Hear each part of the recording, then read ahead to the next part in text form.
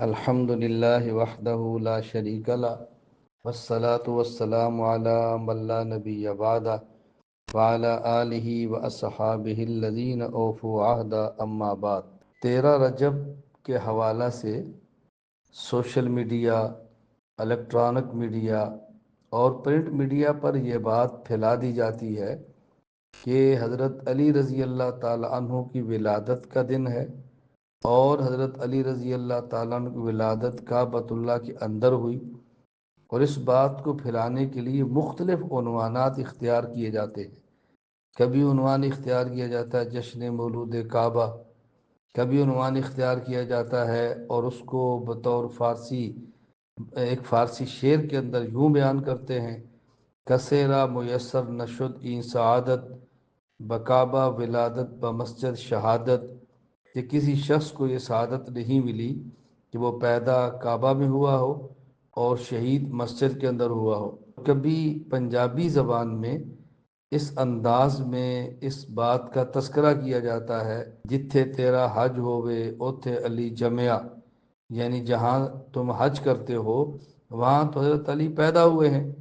تو لا علمی کی وجہ سے مسلک اہل سنت والجماعت کے کئی افراد اس کو آگے شیئر کرتے ہیں، آگے بات پھیلا دیتے ہیں۔ میں اس لیے اس صورتحال کو دیکھتے ہوئے آپ کی خدمت میں حوالہ جات کے ساتھ 4 باتیں پیش کرتا ہوں۔ نمبر 1، حضرت علی رضی اللہ عنہ کی ولادت راجح قول کے مطابق رسول اکرم صلی اللہ علیہ وسلم کی بعثت سے 10 سال پہلے ہوئی۔ نمبر 2، حضرت علی رضی اللہ تعالیٰ عنہ کی ولادت مکہ مکرمہ کے شعب بنی ہاشم مقام میں ہوئی۔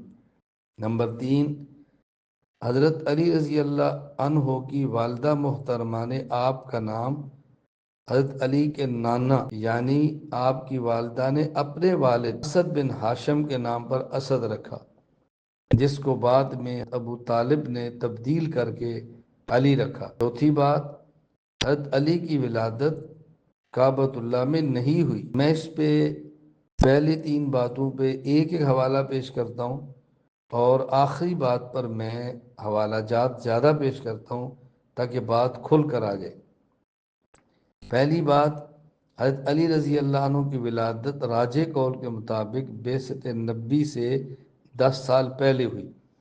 امام ابو الفضل شہاب الدین احمد بن علی ابن حجر عسقلانی رحمہ اللہ وفات 852 ہجری الاصابہ فی تمییز الصحابہ میں لکھتے ہیں: ولد قبل البعثت ب10 سنین علی الصحیح۔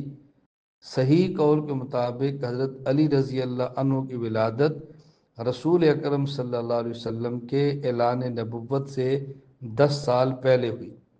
نمبر 2، دوسری بات، حضرت علی رضی اللہ تعالیٰ عنہ کی ولادت مکہ مکرمہ میں شعب بنی ہاشم مقام کے اندر ہوئی۔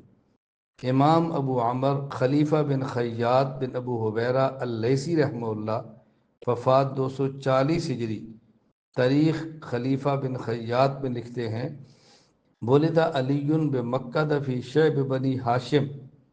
حضرت علی رضی اللہ عنہ مکہ مکرمہ میں مقام شعب بنی ہاشم میں پیدا ہوئے۔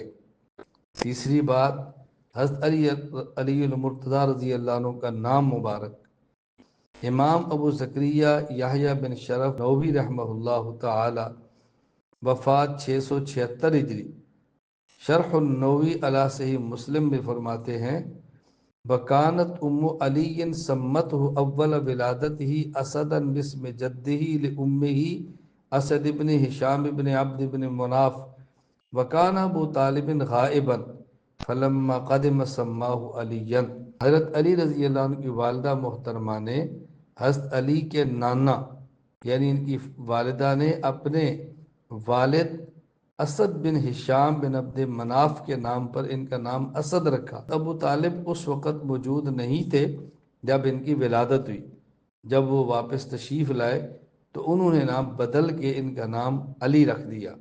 چوتھی بات، حضرت علی رضی اللہ عنہ کی ولادت کعبۃ اللہ میں نہیں ہوئی۔ اس پر چند ایک حوالہ جات سماعت فرمائیں۔ علامہ جمال الدین ابو الفرج عبد الرحمن بن علی بن محمد الجوزی رحمہ اللہ تعالی، وفات 597 ہجری، مسیر العزم ساکن الی اشرف الاماکن، فرماتے ہیں کہ یہ جو روایت ہے علی بن حسین رضی اللہ عنہ سے کہ فاطمہ بنت اسد یہ بیت اللہ کا طواف کر رہی تھی، ان کے لیے کعبہ کا دروازہ کھولا گیا، حضرت علی بن ابی طالب پیدا ہوئے۔ یہ جو روایت ہے اس روایت کو بیان کرنا درست نہیں، کیوں؟ فرمایا یہ جو روایت ہے اس کی سند ثابت نہیں۔ فرماتے ہیں ان علی بن الحسین ان فاطمہ بنت اسد ضربها الطلق وهي تطوف بالبيت ایام الحج ففتحت له الكعبہ فبلدت علی بن ابی طالب الا ان اسناد هذا الحدیث لا يثبت، کہ اس روایت کی سند ثابت ہی نہیں ہے۔ دوسرا حوالہ علامہ ابو زکریا یحییٰ بن شرف نووی رحمہ اللہ، وفات 676 ہجری، تہذیب الاسماء واللغات، فرماتے ہیں ولد حکیم فی جوف الکعبہ ولا یعرف احد ولد فیہا غیر، حکیم بن حزام رضی اللہ عنہ کعبہ کے اندر پیدا ہوئے، ان کے سوا کسی اور کے کعبہ میں پیدا ہونے کا علم نہیں۔ وَأَمَّا مَا رُوِيَ أَنَّ عَلِيَّ بْنَ أَبِي طالب رضی اللہ عنہ ولد فیہا فضعیف عند العلماء، اور یہ جو بات روایت کی جاتی ہے کہ علی بن ابی طالب رضی اللہ عنہ کعبہ میں پیدا ہوئے، یہ بات اہل علم کے ہاں نہایت کمزور ہے۔ نمبر 3، علامہ سراج الدین ابو حفص عمر بن علی بن احمد الشافعی رحمہ اللہ، وفات 804 ہجری، الاعلام بفوائد عمدۃ الاحکام، فرماتے ہیں ولد حکیم فی جوف الکعبہ کما سلف، حضرت حکیم بن حزام رضی اللہ عنہ کی ولادت تو کعبہ میں ہوئی، ولا نعرف من ولد بہا غیر، ان کے علاوہ کسی کی ولادت کعبہ کے اندر ہو یہ بات ہمارے علم میں نہیں ہے۔ اما ما روی ان علی ولد فی جوفہا فلا یصح، اور یہ جو بات بیان کی جاتی ہے کہ علی رضی اللہ عنہ کعبہ میں پیدا ہوئے، یہ بات درست نہیں ہے۔ اسی طرح علامہ جلال الدین عبد الرحمن بن ابو بکر السیوطی رحمہ اللہ، وفات 911 ہجری، الفیۃ السیوطی فی علم الحدیث، فرماتے ہیں ثم حکیم مفرد بأن ولد بالکعبہ واما لغیرہ وما لغیرہ عہدہ، حکیم بن حزام رضی اللہ عنہ اکیلے ہیں جن کی ولادت بیت اللہ میں ہونا معلوم ہے، ان کے علاوہ کسی کے بارے میں ایسا ہمیں معلوم نہیں۔ پانچواں حوالہ امام محمد بن علی بن آدم بن موسیٰ رحمہ اللہ، وفات 1442 ہجری، اس شرح کا نام ہے ذخیرۃ العقبہ فی شرح المجتبی، انہ ولد فی جوف الکعبہ ولا یعرف ھذا لغیری، حضرت حکیم بن حزام رضی اللہ عنہ کعبہ کے اندر پیدا ہوئے اور یہ بات کسی دوسرے کے متعلق سننے میں نہیں آئی اور نہ ہی کسی نے پہچانا اس بات کو۔